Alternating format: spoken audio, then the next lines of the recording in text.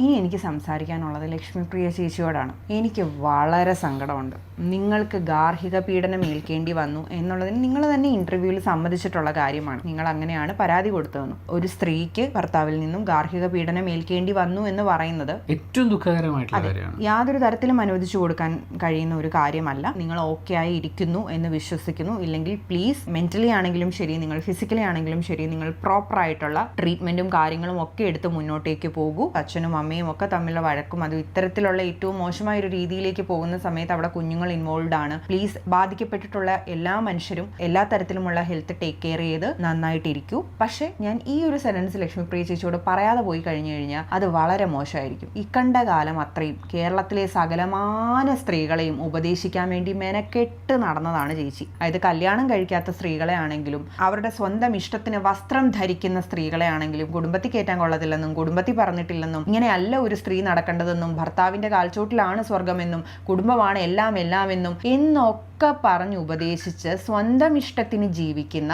ആർക്കും യാതൊരു ഉപദ്രവവും വരുത്താതെ സ്വന്തമായി ഏൺ ചെയ്ത് സ്വന്തം ഇഷ്ടത്തിന് ജീവിച്ച് എനിക്ക് കല്യാണം കഴിക്കാൻ താല്പര്യമില്ല, എനിക്ക് കുടുംബം, കുട്ടികൾ, ഈ പറയുന്ന ഒരു റെസ്പോൺസിബിലിറ്റി ഏറ്റെടുക്കാൻ ഞാൻ ആഗ്രഹിക്കുന്നില്ല എന്ന് പറഞ്ഞ് സകലമാന സ്ത്രീകളുടെയും മെക്കിട്ട് കയറാനാണ് ചേച്ചിയുടെ ജീവിതത്തിന്റെ നല്ലൊരു പങ്കും ഉണ്ടായിരുന്നത്. എന്നിട്ട് ഇപ്പൊ എന്തായി? ഫെമിനിസ്റ്റുകൾക്ക് കുടുംബം ഇല്ല എന്ന് പറഞ്ഞു. അത് മാത്രമോ, നിങ്ങൾ സ്വന്തം ഇഷ്ടത്തിന് വസ്ത്രം ധരിച്ച സ്ത്രീകളെ നിങ്ങൾ എന്തൊക്കെ വൃത്തികേടുകൾ, നിങ്ങൾ കുടുംബം, നിങ്ങൾ ഭാര്യയും ഭർത്താവും കൂടി ഇന്റർവ്യൂവിൽ വന്ന് എന്തൊക്കെ പറഞ്ഞിട്ടുണ്ട്. അവർക്കൊന്നും ഇത്രയും ഇറസ്പെക്ട്ഫുൾ ആയിട്ടുള്ള ട്രീറ്റ്മെന്റ്സ് നേരിടേണ്ടി വന്നിട്ടില്ല.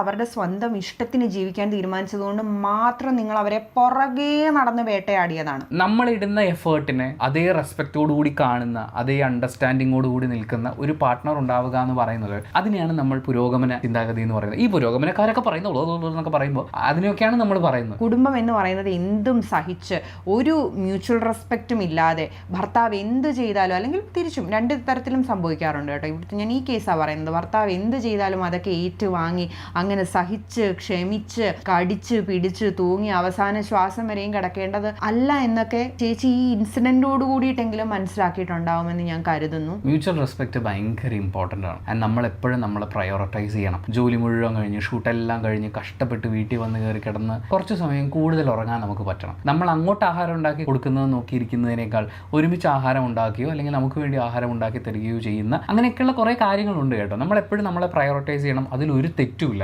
നമ്മളെ പ്രയോറിറ്റൈസ് ചെയ്തില്ലെങ്കിൽ ബാക്കിയുള്ളവർ ആരും അത് ചെയ്യണമെന്നില്ല. ഒരു സിറ്റുവേഷൻ വരുമ്പോൾ നമ്മൾ അവർക്ക് വേണ്ടി അഹോരാത്രം പണിയെടുത്തു എന്ന് പറഞ്ഞാൽ അവർ ചിലപ്പോൾ തള്ളി പറഞ്ഞു എന്ന് വരും. പക്ഷേ അവിടെ നമുക്ക് നമ്മളോടൊരു സ്നേഹം ഉണ്ടാവണം. നമ്മളെ പ്രയോറിറ്റൈസ് ചെയ്യാൻ പറ്റണം. അങ്ങനെ സാധിക്കട്ടെ.